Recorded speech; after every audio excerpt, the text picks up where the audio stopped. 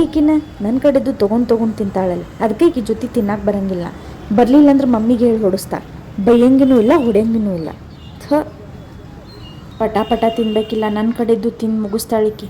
ಹೇಳಿಬಿಡ್ಲೇನು ಸುಮ್ಮನೆ ನನ್ನ ಕಡೆ ತಿನ್ಬೇಡ್ನಿ ಅಂಥೇಳಿ, ಪೀಸ್ ಎಣಿಸಿಟ್ಬಿಡ್ಲೇನ ನಿನಗಿಷ್ಟು ನನಗಿಷ್ಟು ಅಂಥೇಳಿ ಈಕ್ವಲ್ ಆಗಿ ನನ್ನ ಕಡೆದ್ದೆ ತಿಂತಾಳೆ.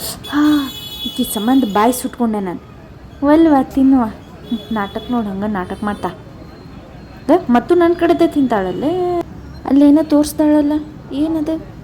ಓಹೋ ಹೋ ಹೋ ಹೋ, ಎಷ್ಟು ಪಕ್ಕ ಅದಾಳ ನೋಡಿಕಿ. ಕದ್ದು ತಿಂತಾಳೆ. ಲಾಸ್ಟ್ ಒಂದು ಉಳ್ದೈತಿ, ಪಟ್ಟನ ತೊಗೊಂಡು ತಿಂದ್ಬಿಡ್ಬೇಕು.